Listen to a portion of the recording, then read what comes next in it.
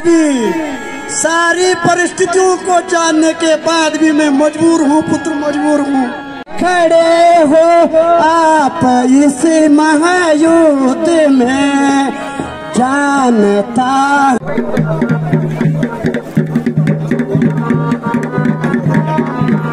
Morning दोस्तों, स्वागत प्रणाम। कैसे हैं आप सभी लोग? उम्मीद है कि सभी लोग स्वस्थ मस्त और व्यस्त होंगे जहां भी होंगे। तो चलिए दोस्तों, करते हैं नए दिन में नए वीडियो की शुरुआत। तो आप लोगों को बता दूं भाई, आज का सफ़र होने वाला है एक। तो यहां से हम जा रहे हैं आज जगोली में पानो नृत्य हो रहा है। तो 5 जगोली में है चक्कर व्यू है, शायद कि कुछ ऐसा बोले कि स्वर्ग व्यू है बल। तो देखते हैं क्या कौन सा व्यू होता है, तो आप लोगों को दिखाऊँगा ज़रूर। यहाँ से हम जा रहे हैं, सुबोध हो गए, मैं हो गया और प्रियांशु हो गया। तो अभी जरा बाइक का इंतज़ार कर रहे हैं। अभी एक आया नहीं है, उसने बिनों से आना है प्रियांशु ने। तो आते यहीं पे आते हैं वो भी। तो यही है हैवी राइडर, ये दो। तो ये है हमारी गाड़ी यहाँ पे। शाबाश। तो दोस्तों चलिए, फाइनली हो चुका है सफ़र हमारा। हैवी राइडर चलिए, अभी मैं पहुँच चुका हूँ लुखुंदेरी धार में, मतलब नेरा के ठीक सामने पे। और अभी हमको जाना है उधर, जाना ऊपर सीधा सौड़ में। तो अभी लुकंदरी से काफ़ी दूर है। क्या किलोमीटर बोलो यार? 7-8 बोलो। 7 से ज़्यादा चले, 7-10 करीबन मान के चलो अभी लुकंदरी से। तो चलते आगे। ज़रा धूप सेक रहे हैं यहाँ पे ज़रा। तो चौखंबा दिख रहा, पूरा नहीं दिख रहा यहाँ से बिल्कुल, पर हम हैं सीधे चौखंबा के सीध में अभी यहाँ। और सामने का व्यू देखिए यार, आप क्या ही बोलो, मस्त वाला। दोस्तों जरा हमने सोचा कि भाई जरा अभी वहाँ शुरू हुआ नहीं था कार्यक्रम, तो जरा दुनगेरा माता के मंदिर में पहुँच चुके हैं यहाँ पे। तो जय हो माता की।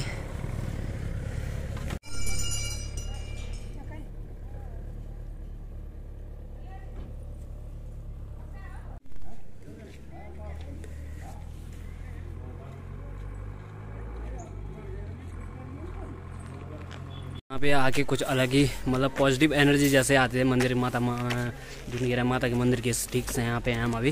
तो यहीं से इंटर कॉलेज सीधा सौड़ के लिए रास्ता भी जाता ऊपर। तो रोज़ गाड़ी पार्क तो कर दी है हमने।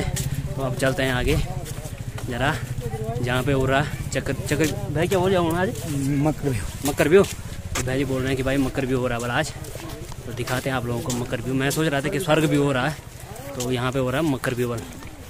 अगर पहाड़ों में अगर कुछ ऐसा कार्यक्रम हो रहा हो, तो अगर दुकानें ना आए तो बस मज़ा नहीं आता है। तो यहाँ पे कुछ दुकानें भी लग चुकी हैं, पीछे देख रहे होंगे। पानीपुरी, सबसे पहले पानीपुरी की दुकान में मैं पहुँच चुका हूँ। यहाँ से सामने देखिए, और उधर से कुछ तैयार हो गए लोग, मतलब जो जिन पे किरदार दिया होगा आज का, तो वो लोग आ रहे हैं। और दुकान देखिए, पानीपुरी सबसे फर्स्ट दुकान यही है। और यहाँ पे जाना हमको, जिन यहाँ पे किया हुआ है। और यहाँ पे जो पांडव पशु होंगे तो वो यहाँ पे पहुँच चुके हैं। और उसके बाद आपसे देरी है तो अरे यार, जो देरी है वो सिर्फ है जो मतलब एक्टर होंगे यहाँ के आज के, तो उन पे है देरी।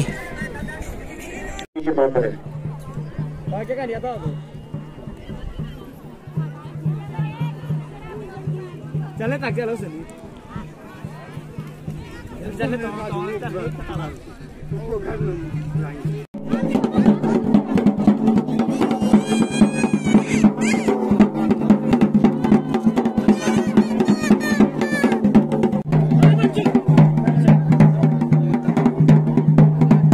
तो दोस्तों मैं आप लोगों को बता दूं, इस व्यू में आज जो भीष्म पितामह पीछे से माइक लगा हुआ है, और मतलब होगा तो माँ जी आ चुके हैं। इस साइड से देख रहे होंगे आप लोग, भीष्म पितामह पहुंच चुके हैं व्यू में जाने के लिए। और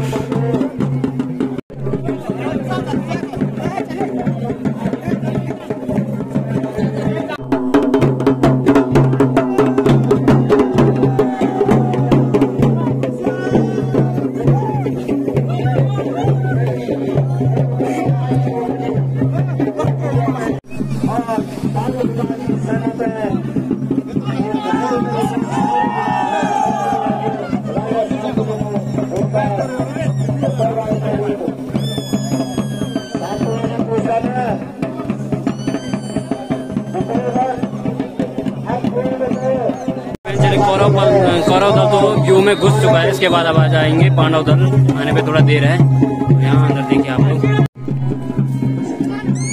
इस प्रकार से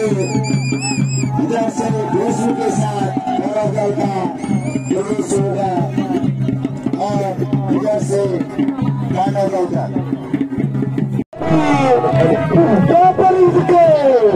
सबसे बड़े वीर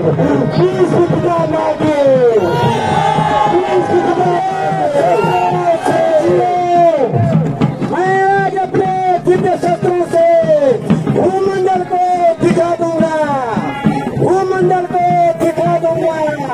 आज के युद्ध में शत्रु सेना की पल भर में समाप्त कर दूंगा। मैं इतना प्रलय मचाऊंगा, सैनिकों याद रखो, मैं इतना प्रलय मचाऊंगा। हाहाकार करेगा रणस्थल, हाहाकार करेगा रणस्थल।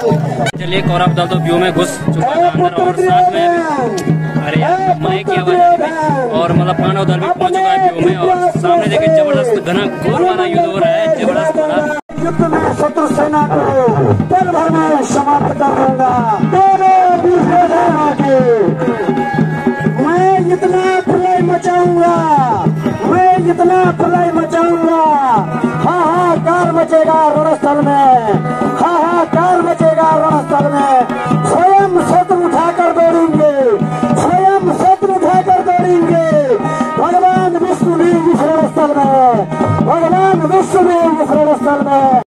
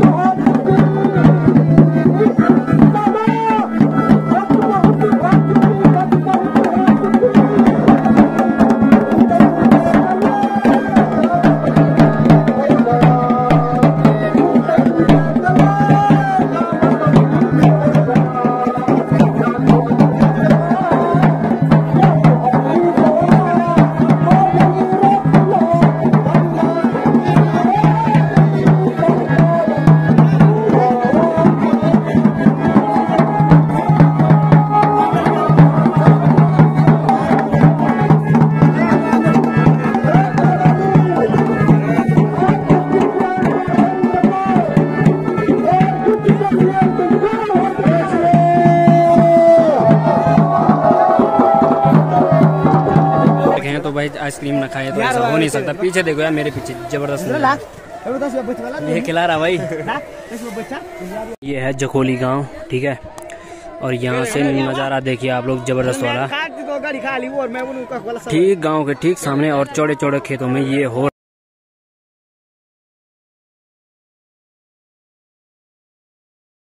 अरे भगवान का। हे प्रभु, आप जान से उतरकर मुझसे युद्ध करने के लिए आए हैं। हे प्रभु, मैं तो आपका परम भक्त हूँ, मैं आपको पहचानता हूँ केशव, आपको पहचानता हूँ। मेरा तो यह प्रण था कि तुमसे शस्त्र में उठवाऊंगा। मेरा तो यह प्रण था कि तुमसे शस्त्र में उठवाऊंगा। हो गया प्रण मेरा पूरा, मैं चरण नवाऊंगा। हे प्रभु, मेरा तो सिर्फ एक प्रतिज्ञा थी कि मैं इस कुरुक्षेत्र के मैदान में, इस कुरुक्षेत्र की रणभूमि में आपसे अस्त्र उठाऊंगा। हे प्रभु, मेरी आज प्रतिज्ञा पूरी हो गई है और अब मैं आपसे क्या युद्ध करूं? आप भगवान हैं और मैं आपका भक्त हूं प्रभु। भक्त और भगवान का युद्ध तो कभी हो ही नहीं सकता।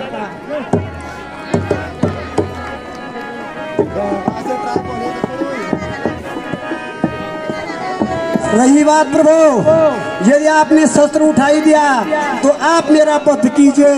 यदि आपके हाथों भीष्म पितामह आपके हाथों यदि भीष्म पितामह गंगा पुत्र भीष्म का वध होता है तो तीनों लोकों में मेरी जय जयकार होगी, तीनों लोकों में मेरी जय जयकार होगी। प्रभु आप शस्त्र उठाइए और मेरा वध कीजिए। रण में मरण क्षत्रिय जनों को स्वर्ग देता है सदा, रण में मरण क्षत्रिय जनों को स्वर्ग देता है सदा। कौन है ऐसा जो जीता रहे जो सर्वदा। हे प्रभु रणस्थल में तो क्षत्रिय को मृत्यु के बाद उसे स्वर्ग प्राप्त होता है। हे प्रभु इस विश्व में कौन ऐसा है जो जन्म लेने के बाद जिसकी मृत्यु नहीं हुई हो। और मैं तो चाहता हूँ कि आपके हाथों यदि मेरी मृत्यु हो गई तो मेरी तीनों लोगों में जय जयकार होगी।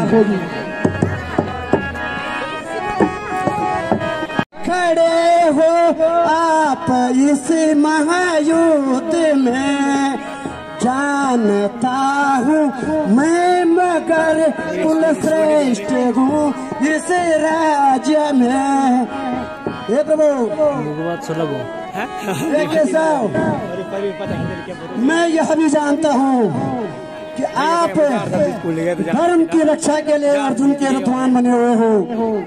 हे प्रभु मैं सब कुछ जानने के बाद भी इस अधर्म की सेना में खड़ा हूँ प्रभु, क्योंकि मैं इस कौरव पुत्र, क्योंकि मैं इस कौरव दल में सर्वश्रेष्ठ हूँ। हे प्रभु आप शीघ्र शस्त्र उठाइए और मुझे मार दीजिए। योद्धाओं को आज की युद्ध की समाप्ति की घोषणा की जाती है। आज हमारे 9वें दिन का युद्ध समाप्त हो गया है। पुत्र दुर्योधन मैंने तुमसे पहले ही कह दिया था कि मैं आज ऐसा युद्ध करूंगा कि प्रभु श्री कृष्ण भी मजबूर होकर हथियार लेकर मेरी ओर दौड़ेंगे। मेरी आज यह तमन्ना पूरी हो गई है और सभी जितने भी पांडव दल और कौरव शिविर है, कृपया सभी लोग अपने अपने शिविरों में जाकर आराम कीजिए। प्रातः 10वें दिन की रणनीति का तैयारी करो। विजयी भव पुत्र विजय भव। यही विजयी भाव का आशीर्वाद दादाजी आप मुझे इस युद्ध के प्रथम दिन से दे रहे हैं। मैंने इस महाभारत युद्ध के प्रथम दिन जब आपसे आपके चरण छू के प्रणाम किया था और शस्त्र चलाने की अनुमति मांगी थी दादाजी, तो आपने मुझे विजयी भाव का आशीर्वाद दिया था। लेकिन मुझे लगता है आपका आशीर्वाद अधूरा रहता है। मेरी चारों अक्षणी सेना मारी गई है दादाजी। जब तक इस युद्ध में कौरव दल से आप हैं तो मुझे अपनी हार दिखाई दे रही दादाजी। हो पुत्र बिल्कुल सत्य कह रहे हो युधिष्ठिर, लेकिन हे पुत्र मैं दी हुई कोई भी चीज वापस नहीं कर सकता हूँ। मैं भीष्म पितामह हूँ। वास्तव में मैंने युद्ध प्रारंभ के दिन भी आपने शस्त्र उठाने की आज्ञा मुझसे ली थी और उस दिन भी मैंने आपको विजयी भाव का आशीर्वाद दिया था। आज 9वें दिन का युद्ध चल रहा है। 9 दिन के युद्ध में कई अक्षणों सेना मेरे द्वारा ध्वस्त हो गई है, कई व्यू मेरे द्वारा ध्वस्त हो गए हैं और यह चीज तो पुत्र मुझे भी भा रही है। लेकिन क्या करूं युधिष्ठिर, मैं रोता हूँ। युधिष्ठिर अपने शिविर में जब शांति रूप से मैं बैठा रहता हूँ तो कभी मुझे चैन नहीं आता। देवलोक से मेरे स्वप्नों में आता है कि हे भीष्म तुम धर्म की रक्षा करो, तुम धर्म की रक्षा करो। और मेरा अंतः दिल भी धर्म की रक्षा में खड़ा है, किंतु मैं अधर्म के मार्ग पर खड़ा हूँ पुत्र, अधर्म के मार्ग पर। युधिष्ठिर वास्तव में मैं अधर्म की मार्ग पे खड़ा हूँ और जब तक इस युद्ध भूमि से मुझे तुम द्वारा किनारा नहीं किया गया, तुम्हारा युद्ध जीतना संभव नहीं है। है पुत्र, मेरे जीते जी ये जीत सकते नहीं, मेरे जीते जी ये जीत सकते नहीं, चाहे हो जाए दुनिया इधर की उधर। इस चीज को मैं भी गंभीरता से सोच रहा हूँ। वास्तव में दुनिया में आज तक इस द्वापर में कोई योद्धा ऐसा पैदा नहीं हुआ है जो कि और भीष्म के बाणों का मुकाबला कर सके। कौरव और पांडव दल में मेरे प्रथम युद्ध में, मेरे प्रथम दिवस के युद्ध में मेरा पुत्र अभिमन्यु था जिसने मेरे रथ और मार्ग को रोका था। मेरा पुत्र अभिमन्यु था, जब उसने बाणों की वर्षा करके मेरा मार्ग रोका तो मैंने चैलांज के साथ कहा कि है वीर तुम कौन हो? समर भूमि में भीष्म पितामह के मार्ग को रोकने वाला कौन इस द्वापर में पैदा हुआ है? तो मेरे पुत्र अभिमन्यु ने कहा कि हे दादा, मैं पिता भीष्म का पुत्र अर्जुन का पुत्र अभिमन्यु हूँ। युधिष्ठिर, अंतरात्मा से मेरे आंसू में नदियां बह गई और मैंने उस ईश्वर से कहा, हे भगवान, किस किस मार्ग में मुझे धकेलते ले जा रहा है, किस किस मार्ग में मुझे धकेलते ले जा रहा है। मैंने उसको समझाने की कोशिश की कि अभिमन्यु, तुम मुझे मार नहीं सकते और मैं तुम्हें मारूंगा नहीं। हमारे बीच युद्ध का कोई निर्णय नहीं है पुत्र, कोई निर्णय नहीं है। फिर भी उसने मेरे मार्ग को नहीं खोला पुत्र, और मैंने विवश होके अपने रथ का मार्ग ही बदल दिया। तो इस स्थिति को झेलते हुए भी मैं सब कुछ जानता हूँ पुत्र, मैं सब कुछ जानता हूँ। पर आप ही सोचिए, अब कोई विकल्प देखिए जिसमें कि आप विजय हो जाए। जन्म समय से आज तक, जन्म समय से आज तक जो विपदा मुझ पे आई है, दादा, जो विपदा मुझ पे आई है, ए पूज्य तुम्हारी नजरों में वो मुझसे अधिक समाई है। इसलिए मैं गाता गाकर, इसलिए मैं गाता गाकर अब ज्यादा क्या रोना है, ए दादा, अब ज्यादा क्या रोना है।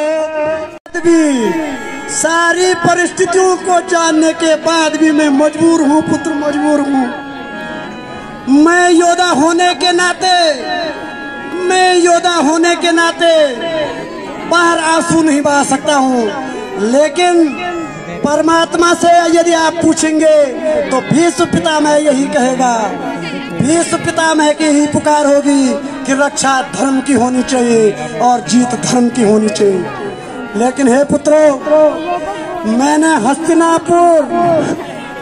हस्तिनापुर को सुरक्षित रखने के लिए ये बेड़ा उठाया है, और आज तो मैं ईश्वर से भी कामना कर रहा हूँ कि ईश्वर, तुमने मुझे भीष्म क्यों बनाया, तुमने मुझे भीष्म क्यों बनाया?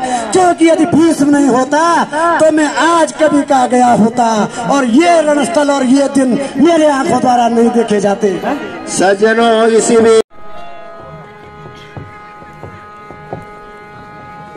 होंगे आप लोग, सारे लोग दुकानों में लगे हुए, मेला खत्म होने के बाद सारे लोग दुकानों में आ चुके हैं।